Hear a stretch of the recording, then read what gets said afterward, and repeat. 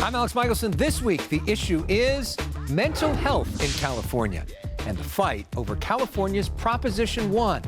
Then, the issue is immigration. What's next after the bipartisan deal goes down? Then, the issue is President Biden's age, a growing political issue. Here to discuss it all, California's senior senator, Elex Padilla. Then, the issue is reforming Prop 47. The mayor of San Jose, Mahan, shares his plan. Finally, the issue is reparations in Palm Springs. Attorney Areva Martin makes her case as the issue is starts right now. Broadcasting across California, you're watching The Issue Is. Most exciting thing I've ever been part of. No BS. More than anything you've ever been a part of? Why is that? It touches more people in more ways on more days. Governor Newsom on The Issue Is talking about Prop 1. It's a $6.3 billion bond that vows to build 11,000 new mental health treatment beds and 27,000 outpatient units for mental health help.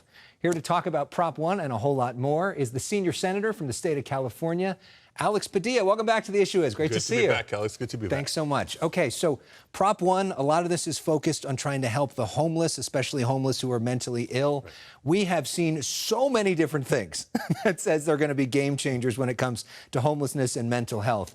And the situation keeps getting worse. What's different this time? Why should people trust you all this time? Right. No, it's a great question, but I'm glad you're asking because it helps us make the case for Proposition 1. You know, to set the stage, we've got to look back at a little bit of history here, right? In the 1960s, under different political leadership at the time, Ronald Reagan, there used to be state hospitals where people with mental illness were treated. Maybe not the best, research has come a long way, and they were shut down on the promise that we're going to shut down these state hospitals. These big institutions are not the way to do it, and we're going to replace it with community-based support, community-based services. The hospitals were closed, but the funding for those community-based services never really came. So Proposition 1 begins that big investment in community-based services and support. So real succinctly, how does it work? What Proposition 1 does is take existing funding that's already supposed to be going towards behavioral health services and give some flexibility, some reprioritization of what the strategies have been for the last 10, 20 years. There are some general obligation bonds to help build housing, right? Really hard to tell people, hey, let's get off the streets without not just housing in terms of a roof over your head, but supportive housing. So housing together with mental health services, if that's what you need, education, access to health care, job training, retraining, if that's what you need, so that people come off the streets sustainably and not temporarily and then back up there. Right now, it looks like from the polls that Proposition 1 will pass and there will be some movement on there. Doesn't look like there's a lot of movement when it comes to immigration in the United States Senate. We spoke to you a few weeks ago up in San Jose before this immigration bill came out, this bipartisan bill which had been negotiating for months. A lot of folks on the right thought that it was too easy on migrants. You thought it was too much. You did not like the bill. Why not? We saw some good things in the package, but a lot of very bad things, most notably a return to Title 42 while calling it something else. Mechanisms to attempt to shut down the border, which we know from experience. So during the Trump administration, when Title 42 was in place, numbers of people coming into the United States unlawfully went up. This Title 42 makes it easier to basically deport people right away. Right, saying without due process. And they said it was because of COVID. And there are people coming to seeking to come to the United States for different reasons. So we need to restore the asylum system. We need to maybe grow the work visa programs. Every employer I talk to is desperate for more workers. So let's get people who want to come here to work, connecting with employers needing workers, and do it in a lawful, orderly way. But here's the biggest piece, Alex. If we're going to, quote unquote, drive down the numbers, that's what my colleagues kept saying over and over again, we're not going to do it sustainably without engaging the rest of the hemisphere. Our partners, not just Mexico, but Central America, South America. Why are people so desperate to leave and come to the United States in the first place? It would be wise for us to invest in providing that hope and opportunity for folks back home. And last piece, hugely critical.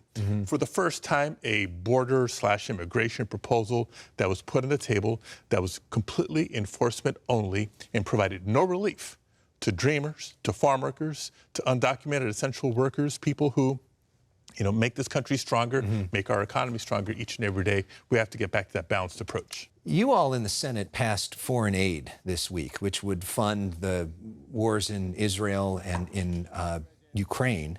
the House saying, we're not going to take this up. If they don't, what happens? Yeah, well, we're going to have to keep pressing because there's so much at stake. It's not just funding Ukraine in their defense against Putin's aggression. Yes, it would fund Israel in their defense, but just as importantly, I want to emphasize this, humanitarian aid for the region. I got to believe it's going to happen. There's different procedural ways to get through the House. There's regular order, suspension, this and that. But I think the need is too important and too urgent, too critical. So you think at the end of the day it gets done? I believe so.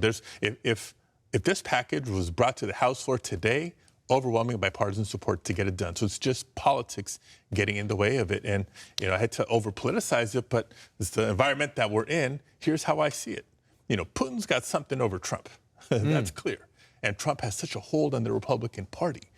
Are there enough Republicans who will stand up to do what's right for America and for democracy to overcome the political pressures of Donald Trump? That's a big charge, and there's a lot of folks on the right who say that was never proven. What evidence do you have of that? Just the way he's acting, the way he's behaving. Well, consider this. I told you I sat through the second impeachment trial of Trump. Do you remember what the first one was about?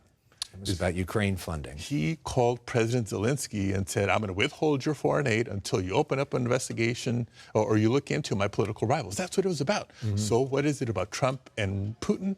What is it about Trump and Ukraine? In the meantime, important policy, foreign aid to important allies is on hold. So Republicans, release the hostage. Let's just let the foreign aid go.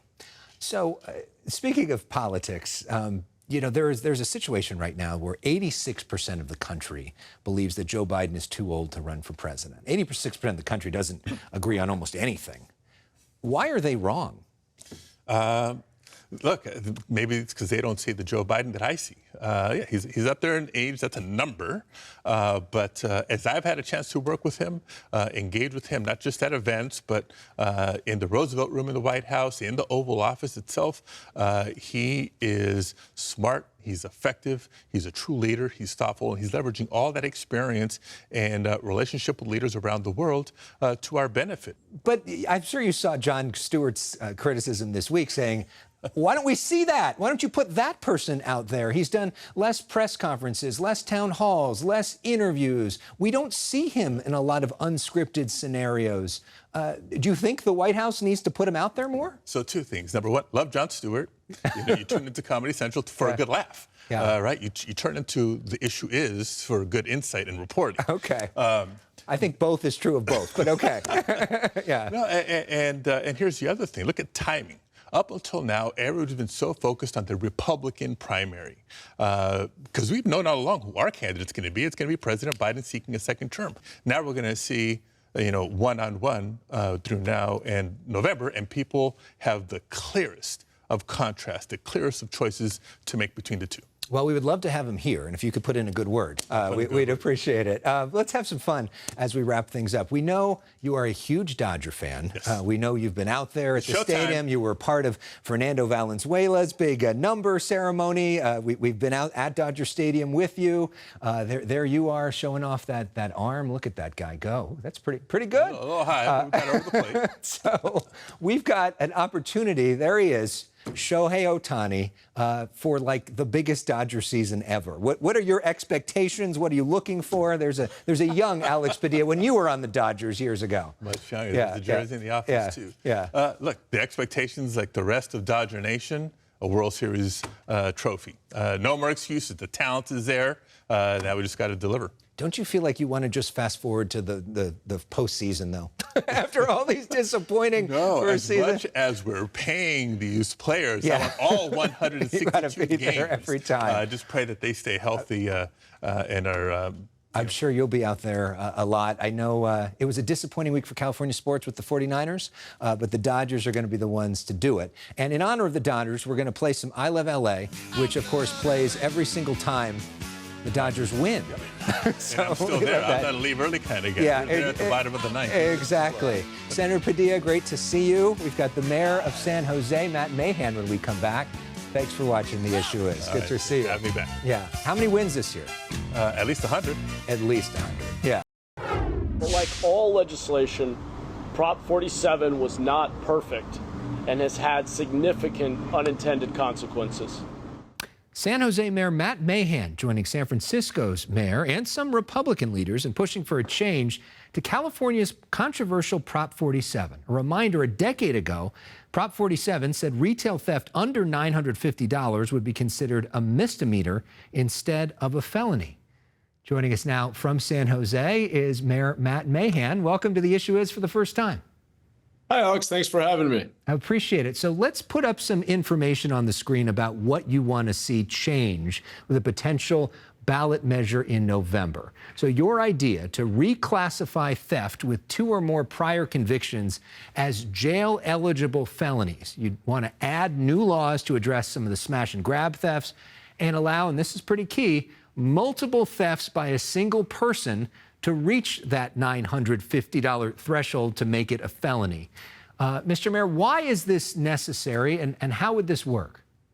Sure. Well, let me just back up and say that what we're seeking to do is reform, not repeal Prop 47. I think Prop 47 did important things. It reduced over-incarceration, overcrowding in our jails, and it really forced us to take a second look at how we can improve rehabilitation. So we want to avoid sending folks to jail and prison if we can. It's very expensive and often doesn't make people's lives better. On the other hand, there has to be accountability. And there are 2 areas where we see significant gaps with the current state of the law. One is around repeat and organized retail theft. We've all seen the increases and the impact on small businesses.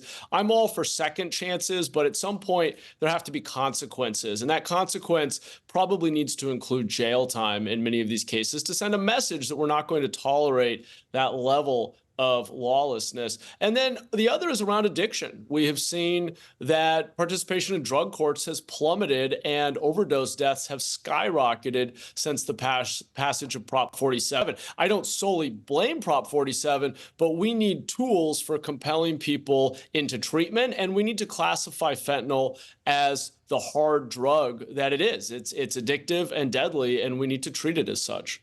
Now, this week, there was a push by Speaker Rivas and some of the other leading Democrats in the state legislature to try to help enforcement when it comes to retail theft, but they said, we don't want to talk about Prop 47 yet.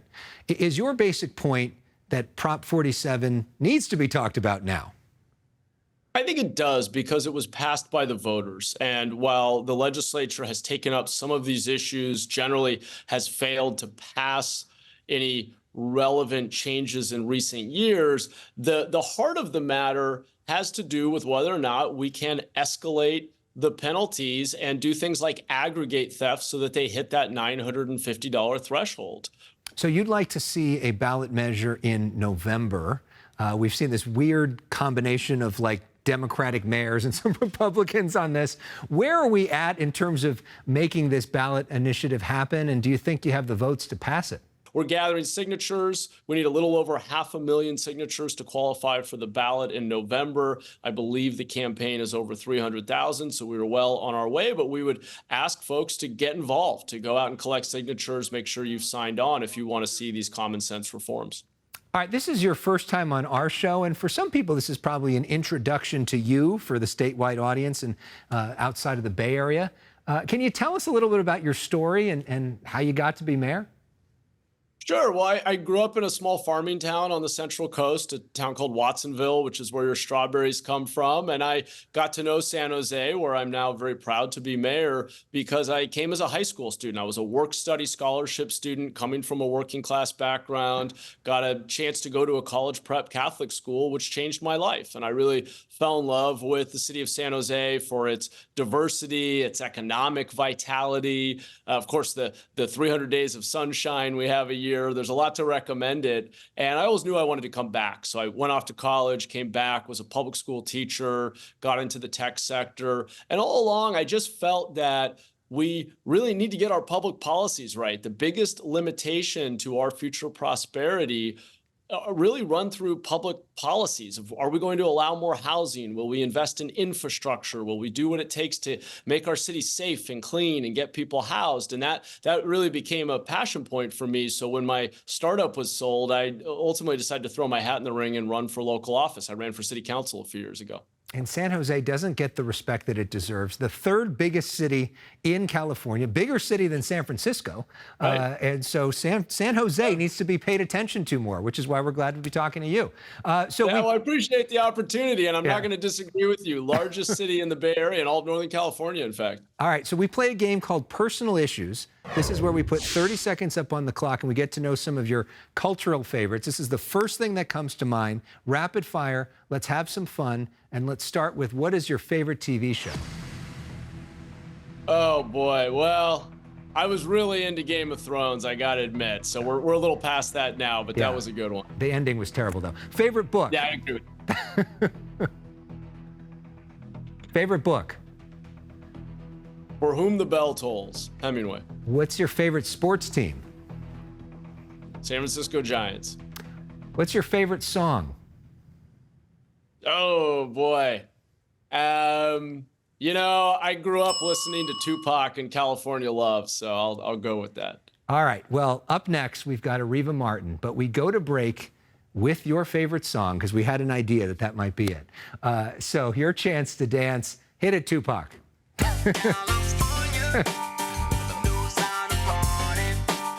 Section 14 survivors are residents who actually lived on Section 14. Attorney Areva Martin is bringing light to the story of Section 14, a dark chapter in California's history. Areva is with us now, who's been with us since the week one of this show. Great to see you, my old friend. Always a pleasure to be with you. All right, what is Section 14? Tell us about this history during this Black History Month. Yes, so Section 14 is a location in Palm Springs, basically downtown Palm Springs. It's 646 acres, 1 square mile of property that is, like I said, pretty much adjacent to downtown Palm Springs.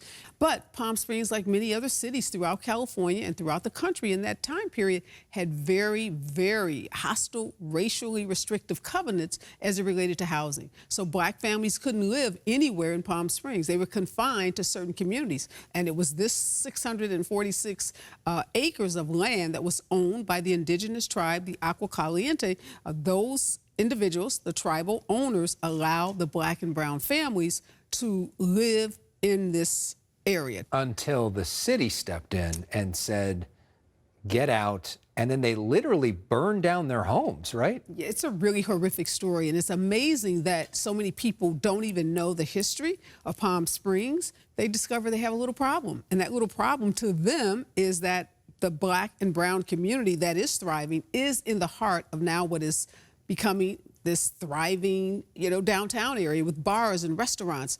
And so they needed to get rid of these families. I mean, short and simple, that's what they did. And they used their sheer force and might, the city fire department, to actually go in and burn the homes, burn the communities, and then they would go in with bulldozers and just demolish these communities. And for 60 years, Alec, they kept this a well-kept secret. But we know differently. There was a Attorney General from California went in, did an investigation, a scathing report, calling it a city-engineered Holocaust. And years later, as you and others have been bringing this up in the last few years, the mayor of Palm Springs, other council members on Palm Springs acknowledged that the city was wrong. Yes. But they haven't done anything about it. And that's where you step in as a civil rights attorney. What we've said is, let's negotiate restitution for the families, recognizing the value of the harm that was done to them. We have now gotten the city back to the negotiation table. So we are back now talking, and we are hopeful. It's the beginning. And what we've come up with is a very creative set of proposals, which in our estimation are going to help drive more tourists, more dollars, and increase the economic base of the city. What would you like to see? Well, one of the things that is at the heart of our proposal is a racial healing center. Is to literally develop in Palm Springs a healing center where we can bring in thought leaders, where we can bring in artists, we can bring in religious leaders. This is a center that could be funded not just with city dollars, but also with state dollars, with federal dollars.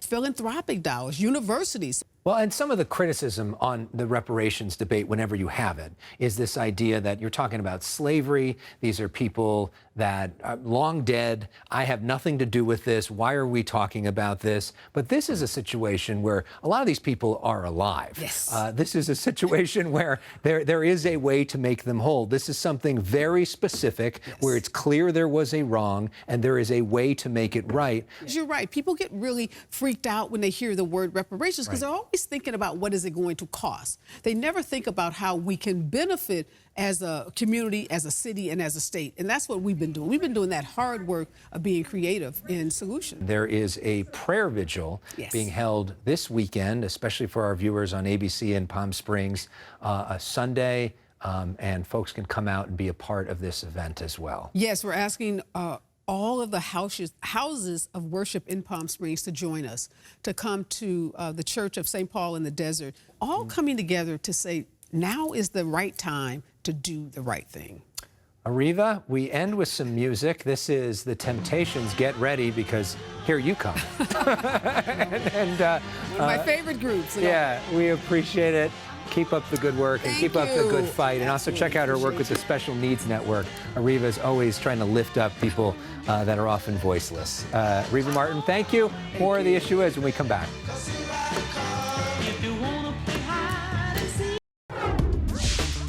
I recently moderated a debate for LA County District Attorney. You can check that out at my YouTube page, youtube.com/Elex Michaelson. There you can also check out the debate that I recently moderated for the House seat currently held by Congressman Adam Schiff. We also encourage you to listen to the Issue Is podcast for extended interviews with all of our guests. Just search for The Issue Is wherever you stream.